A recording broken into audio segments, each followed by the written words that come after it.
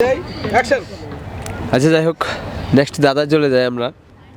ছেলেরা কখন পা তুলে ঢুকায়? ছেলেরা কখন পা তুলে ঢুকায়? পা তুলে ঢুকায়, ছেলেরা কখন পা তুলে ঢুকায়? হ্যাঁ হ্যাঁ। ঢুকায় মানে হচ্ছে আপনার মোজা। মুদ্রা ঢুকায়? জি শিওর? জি। একদম রাইট আনসার। আচ্ছা, যাই হোক, মেয়েদের কোন জিনিস বড় হলে দেখতে ভালো লাগে? মেয়েদের কোন জিনিস বড় হলে দেখতে ভালো লাগে? হ্যাঁ, বলেন বলেন বলেন, ভাবতে বলেন।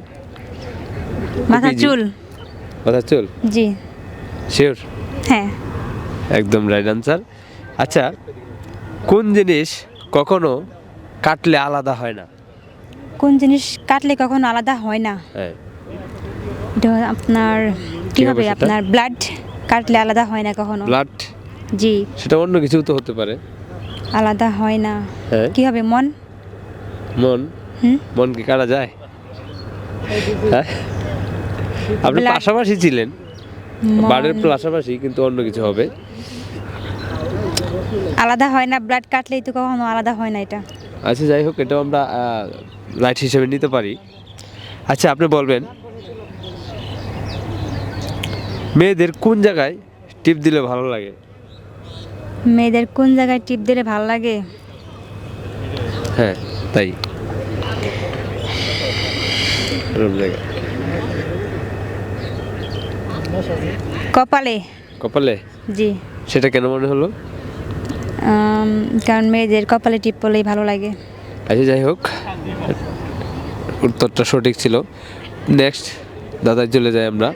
কোন জিনিস আপনার হলেও অন্য কেউ বেশি ব্যবহার করে?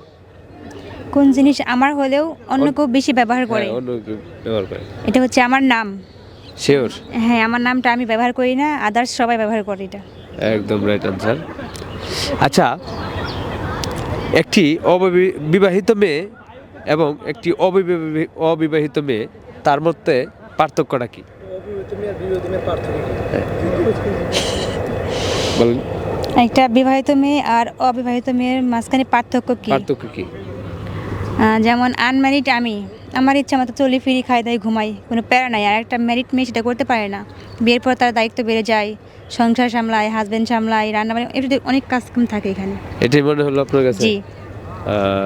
ঠিক আছে, আপনার লাস্ট কথাটা, উত্তরটা সঠিক ছিল। লাস্ট যেটা দায়িত্ব, আসলে দায়িত্ব বেড়ে যায়, এটাকে অনেকেই অন্যভাবে নেয়, দায়িত্ব বেড়ে যায় মোট কথা। আচ্ছা, কাঁচা পাকা